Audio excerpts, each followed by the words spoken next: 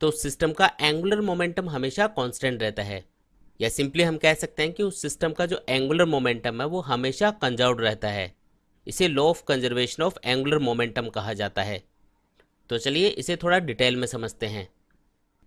Rotational motion के लिए Newton second law के according the rate of change of angular momentum is equals to applied torque, यानी कि किसी भी सिस्टम के एंगुलर मोमेंटम के चेंज होने की जो रेट होती है वो सिस्टम के ऊपर अप्लाइड टॉर्क के इक्वल होती है। अगर डेल्टा टी टाइम के अंदर किसी सिस्टम के एंगुलर मोमेंटम में चेंज आता है डेल्टा एल, तो सिस्टम के ऊपर अप्लाइड टॉर्क को लिखा जा सकता है tau equals to delta L upon delta T. अब law of conservation of angular momentum के अकॉर्डिंग अगर किसी भी सिस्टम पे अप्लाइड टॉर्क की वैल्यू जीरो होती है, यानी कि इस इक्वेशन में टॉर्क की वैल्यू जीरो होती है, तो हम लिख सकते हैं delta L upon delta T equals to zero. और इसको सॉल्व करने से डेल्टा एल की वैल्यू यहाँ पे जीरो आएगी। यानी कि यहाँ पे सिंपली हम कह सकते हैं कि अगर किसी भी सिस्टम पे अप्लाइड टॉर्क की वैल्यू अगर जीरो होती है तो सिस्टम के एंगुलर मोमेंटम में जो चेंज आएगा वो जीरो रहेगा।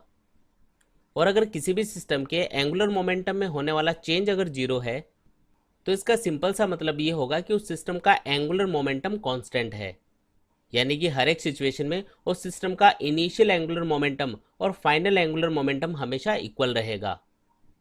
अगर हम किसी भी बॉडी के मोमेंट ऑफ इनर्शिया को उस बॉडी की एंगुलर वेलोसिटी से मल्टीप्लाई कर देंगे तो इससे हमारे पास उस बॉडी का एंगुलर मोमेंटम आ जाएगा।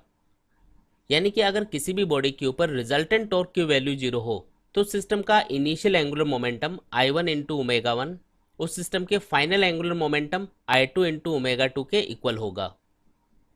फॉर एग्जाम्पल मान लेते हैं कि हम एक रोटेटिंग टेबल के ऊपर खड़े हैं और हमने अपने दोनों हाथों में दो डंबल्स पकड़े हुए हैं। इनिशियली हमने हाथों को स्ट्रेच किया हुआ है और उस सिचुएशन में इन डंबल्स की एक्सिस ऑफ रोटेशन से जो डिस्टेंस होगी वो मैक्सिमम होगी।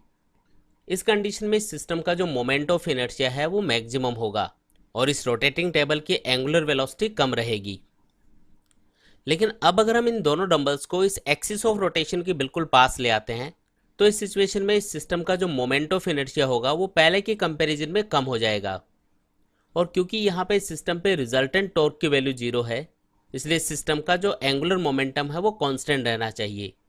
तो यहाँ पे सिस्टम का एंगुलर मोमेंटम कांस्टेंट रखने के लिए इस रोटेटिंग टेबल के एंगुलर वेलोसिटी इंक्रीज हो जाती है और सिस्टम के मोमेंट ऑफ इनर्शिया और इसकी एंगुलर वेलोसिटी का मल्टीप्लिकेशन यानी कि सिस्टम का एंगुलर मोमेंटम कांस्टेंट बना रहता है। यानी कि यहाँ पे सिंपली हम कह सकते हैं कि अगर किसी भी सिस्टम के ऊपर रिजल्टेंट टॉर्क की वैल्यू अगर जीरो होती है तो सिस्टम का एंगुलर मोमेंटम हमेशा कांस्टेंट बना रहता है।